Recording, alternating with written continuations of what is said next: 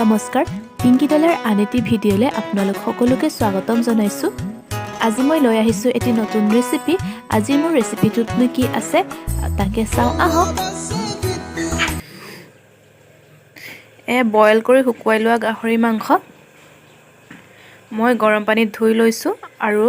এনেকৈ টুকুৰাকৈ কাটি লৈছোঁ কেৰাহী গৰম হৈ গৈছে এতিয়া মই মাংসটো তেল নিদিয়াকৈ ভাজিম এনেই গাহৰি মাংসৰ পৰা তেল ওলায়ে নিজে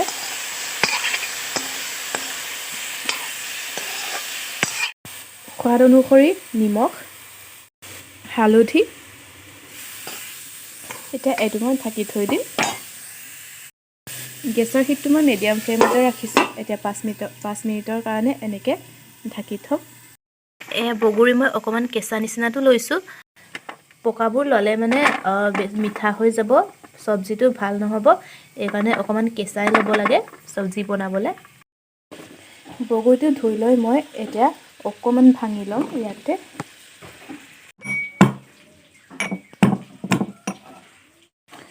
এনেদৰে বেছি গুৰি কৰা নাই অকণমানহে ভাঙিছোঁ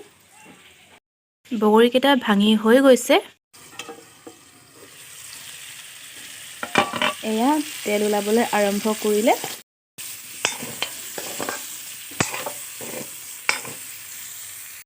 এতিয়া আকৌ মই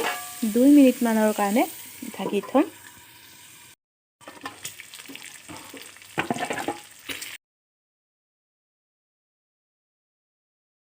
ভালেখিনি তেল ওলালে এয়া এতিয়া দি মই ভাঙি লোৱা বগৰীখিনি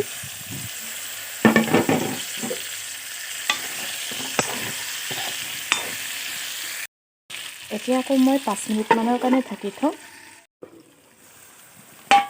5 মিনিটমানৰ পিছত বগৰী আৰু মাংসখিনি এতিয়া মিলি গৈছে এতিয়া দিছোঁ খুন্দি লোৱা আদা নহৰু আদা অকণমানহে দিছোঁ খুন্দি লোৱা কেঁচা জলকীয়া নহৰু পাত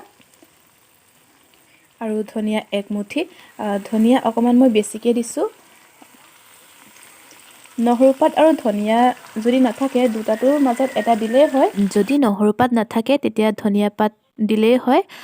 ধনিয়া পাত বা নহৰু পাত দুটাৰ মাজত এটা যদিও নিদিয়ে তেতিয়া বগৰী চব্জিটো খাই ভাল নালাগে তেতিয়া বগৰী চব্জিৰ সোৱাদেই নোলায় এইকাৰণে দিবই লাগে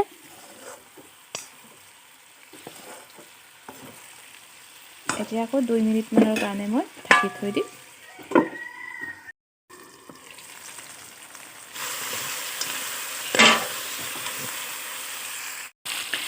চব্জিটোৰ পৰা বহুত ধুনীয়া গোন্ধ আহিছে আপোনালোকে যিসকলে এতিয়ালৈকে এনেদৰে মাংসৰ লগত বগৰী খাই পোৱা নাই তেওঁলোকে এনেদৰে ট্ৰাই কৰি চাব এতিয়া দিছোঁ কুহুমীয়া পানী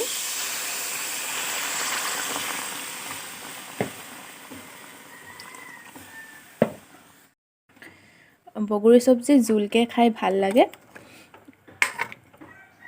এইকাৰণে মই অকণমান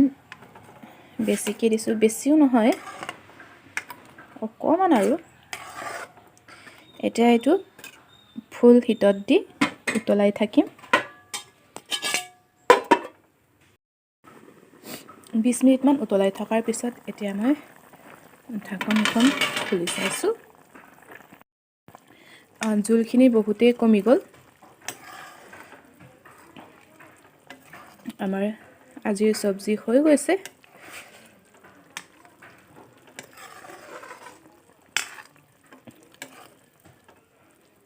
চব্জিত জোল দিলে যিমান বেছিকৈ পাৰে উতলাই থাকিলে